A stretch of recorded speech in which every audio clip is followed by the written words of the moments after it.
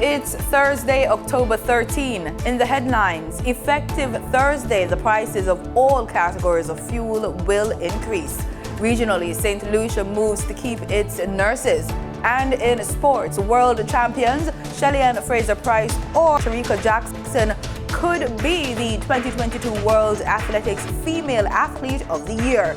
And Super 50 Cup schedule announced. This is the news on PBC Jamaica. I'm Simone Absalom Gale.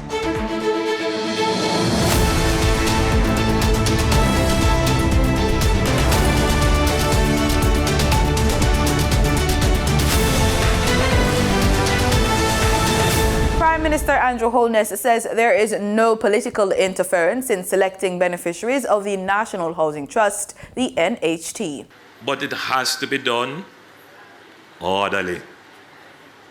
And what we are trying to show the Jamaican people is that there is a working and ongoing and expanding orderly process of getting your dream fulfilled of having your own home.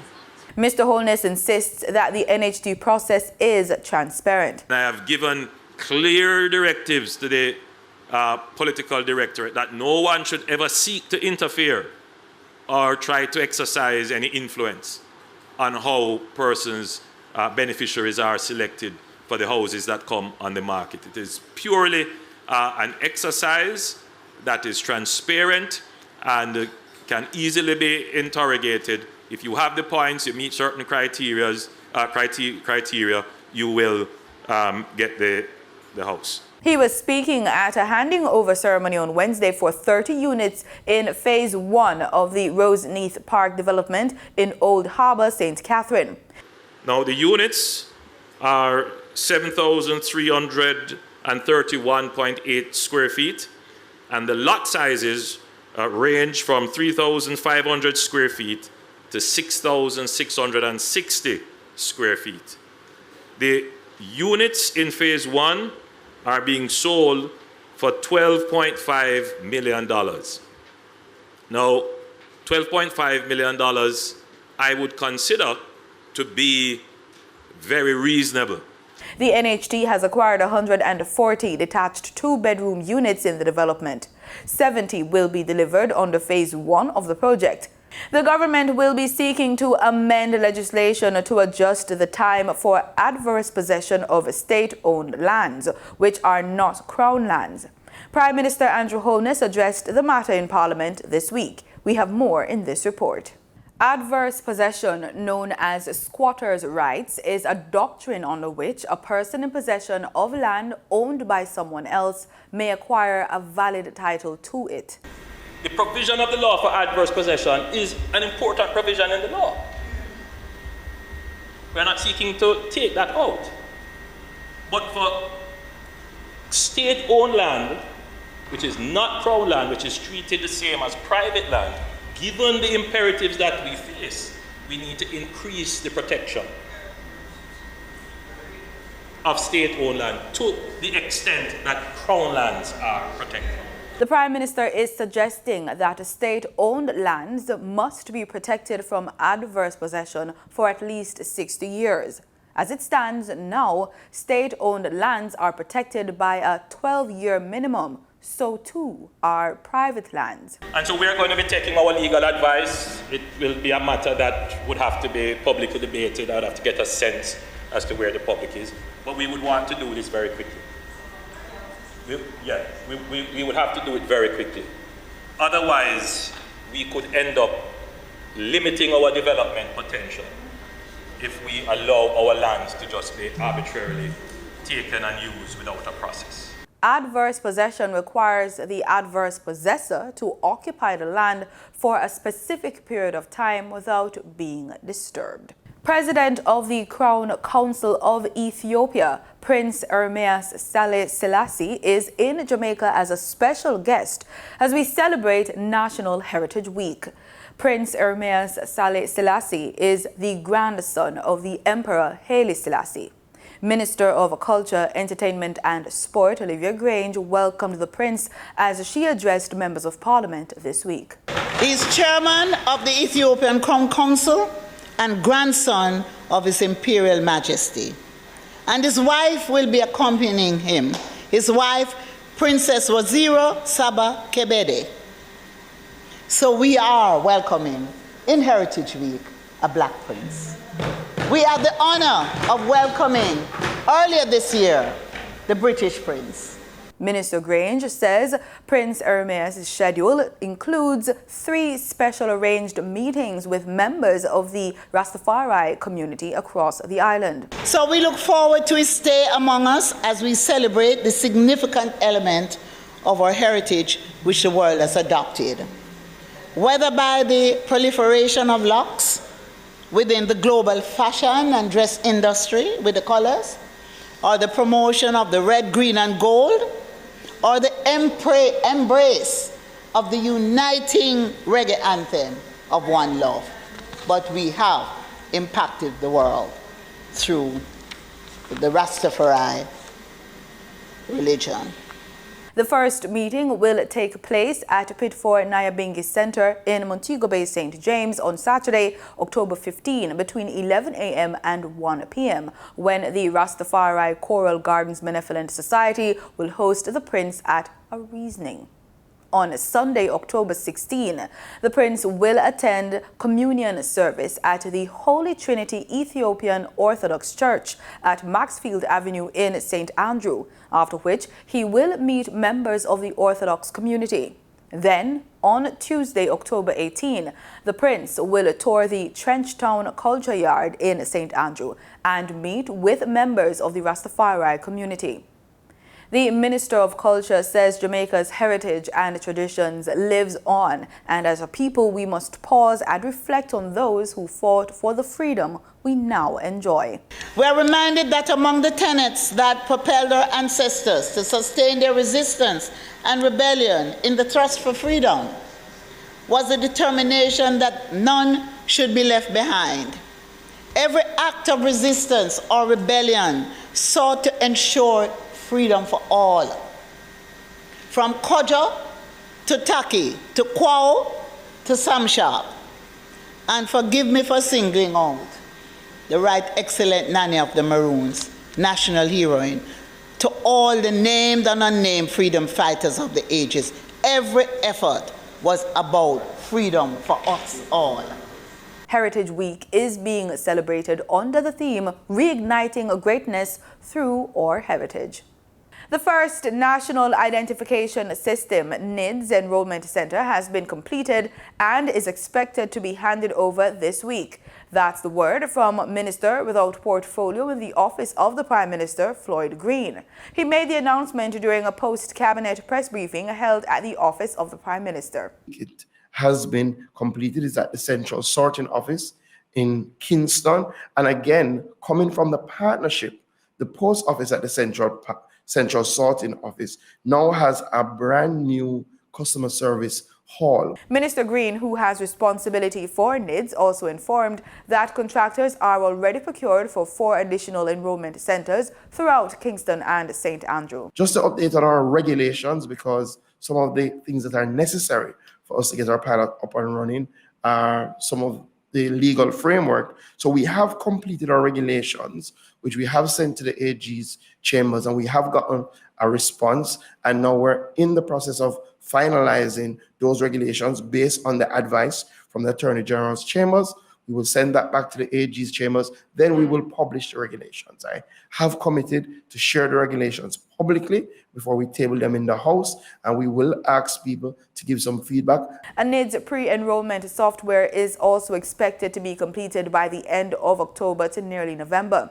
This will allow citizens to log their information into the NIDS database and make an appointment to visit the enrollment site. The National Identification System, NIDS, is a unique, reliable, and secure way of verifying an individual's identity. It will establish a reliable database for all Jamaican citizens and will involve the issuance of a unique, lifelong national identification number to every person. Stay with us. We have news from the world of business in the Business Report with Danita Rodney.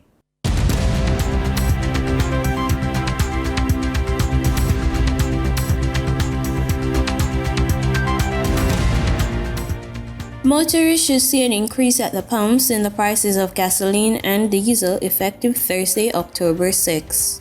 With both grades of gasoline up by 25 cents, 87 octane will sell for $193.41 per liter, while 90 octane will sell for $197.39 per liter. Automotive diesel fuel will sell for $220.51 per liter, and ultra-low sulfur diesel will sell for $227.50 per liter, up by 25 cents. Kerosene increased by $4.50 will sell for $217.93 per liter. Propane liquid petroleum will sell for $60.43 per liter, down 25 cents, and butane liquid petroleum will sell for $68.02 per liter after an increase of 15 cents. Remember, marketing companies and retailers will add their own markups to these prices.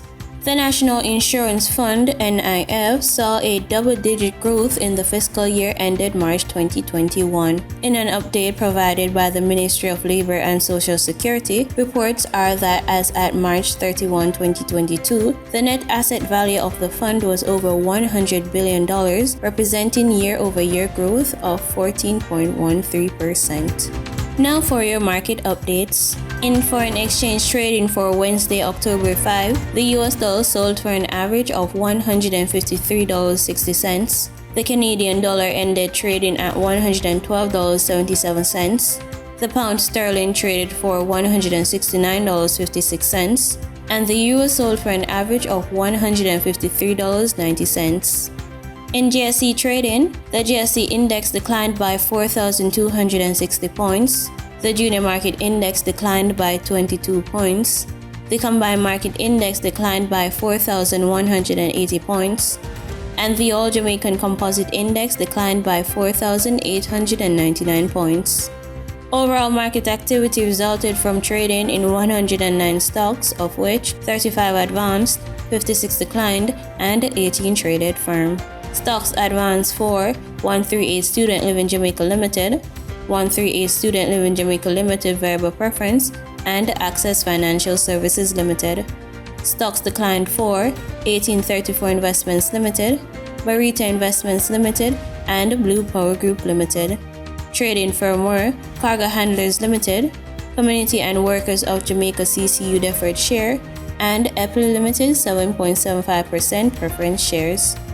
The overall volume leaders were Spurtree Spices Jamaica Limited with over 6 million units, JMMB Group Limited, and Trans Jamaican Highway Limited with over 2 million units. In regional stocks, in Trinidad and Tobago, Clico Investment Fund posted over 60,000 shares. On the Barbados Stock Exchange, 0 securities were traded. In regional business, Trinidad and Tobago will host the inaugural Caribbean Investment Forum (CIF) in November that is expected to attract hundreds of businesses and investors from across the world. The November 8 to November 11 event is expected to help build a smarter, greener Caribbean. In market data for oil prices held after OPEC agreed to tighten global crude supply with a deal to cut production targets by 2 million barrels per day, the largest reduction since 2020.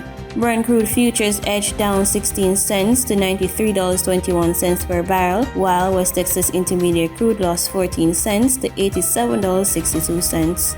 And that was the business report on PBCJ. I'm Danita Rodney.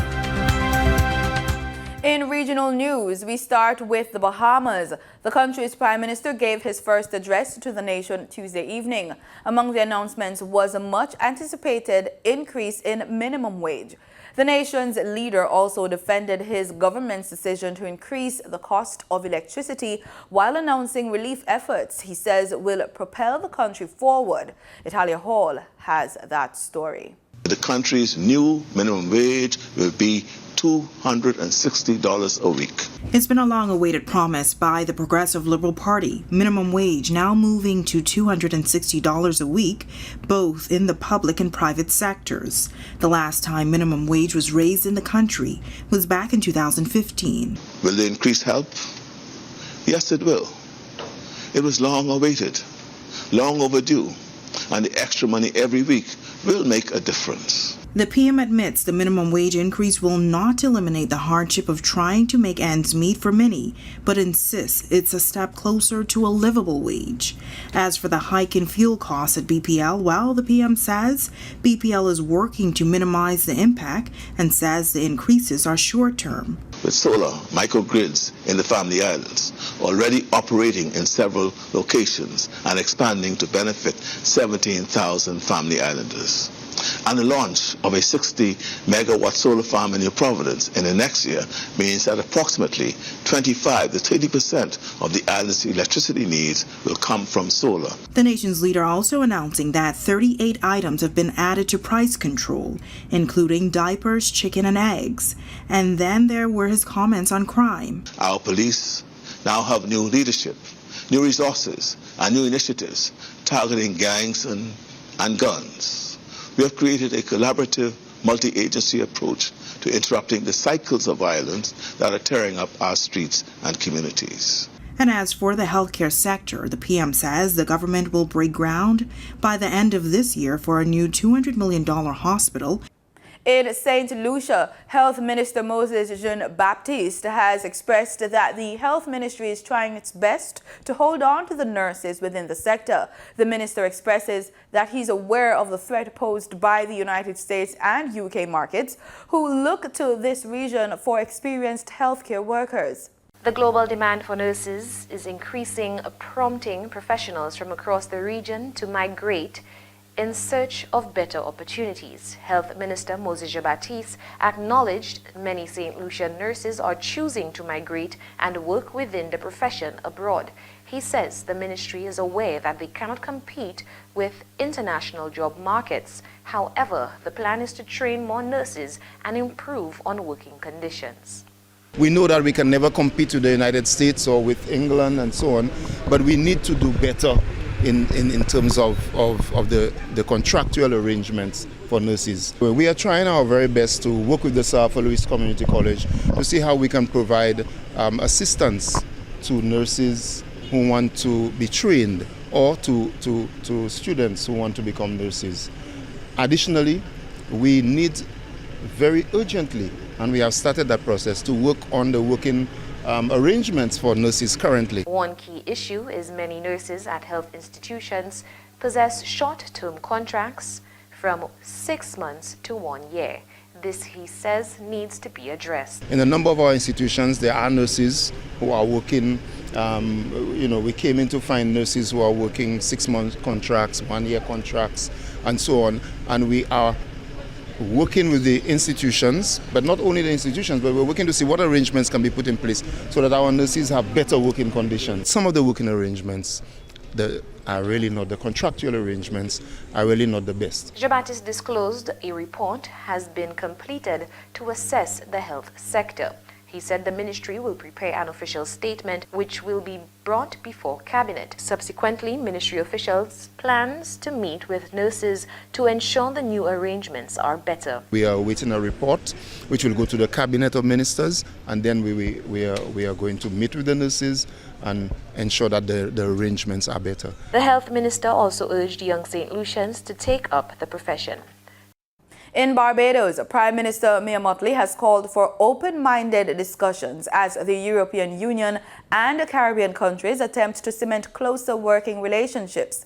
The Prime Minister made the request during the launch of the EU CARIFORUM Regional Partnerships. She says it's important for countries with shared values to find platforms for partnership and development. Time has passed since the original date that we had all intended to have the post-Cotonou arrangements.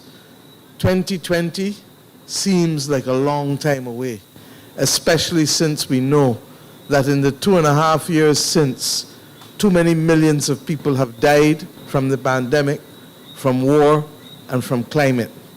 What we saw in Europe this summer In North America this summer, what we saw in Pakistan in recent months of an apocalyptic nature is too much for us to carry on our own.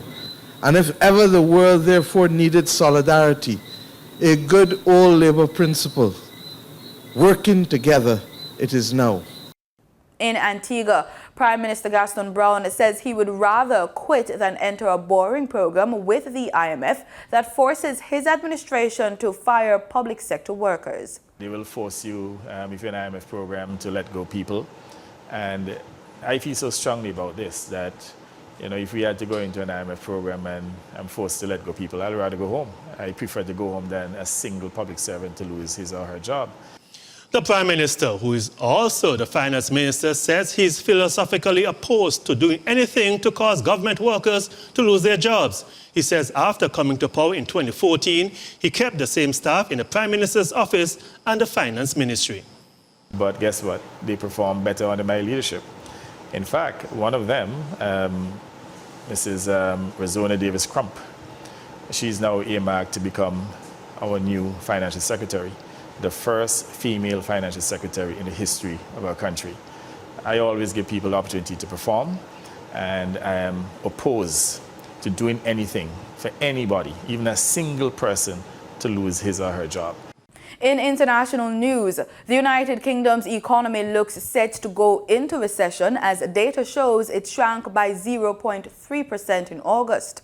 The news came as Britain's Prime Minister Liz Truss faced fierce criticism in Parliament over her controversial fiscal plan, which shook financial markets. This was Liz Truss's first Prime Minister's question since her government outlined its tax-cutting mini-budget on the 23rd of September. That sent the pound tumbling and the UK economy into a tailspin. On Wednesday, the leader of the opposition painted a bleak picture. The Tories went on a borrowing spree, sending mortgage rates through the roof. They are skyrocketing by £500 a month. And for nearly 2 million homeowners, their fixed rate deals are coming to an end next year. They're worried sick, and everybody in this House knows it. They won't forgive. They won't forget, and nor should they. Starmer asked Truss if she'd commit to promises she made when challenging for the Conservative Party leadership not to cut public spending. Absolutely. Absolutely. What we are... Look, Mr. Speaker, what we will make sure is that over the medium term, the debt is falling. But we will do that not by cutting public spending, but by making sure we spend public money well. The Prime Minister's insistence that she won't be cutting public expenditure has been met here with a fair amount of head-scratching. Her colleagues have been saying that there will have to be cuts. For now at least, Liz Truss seems to be saying that the shortfall created by her planned tax cuts will be met by higher borrowing.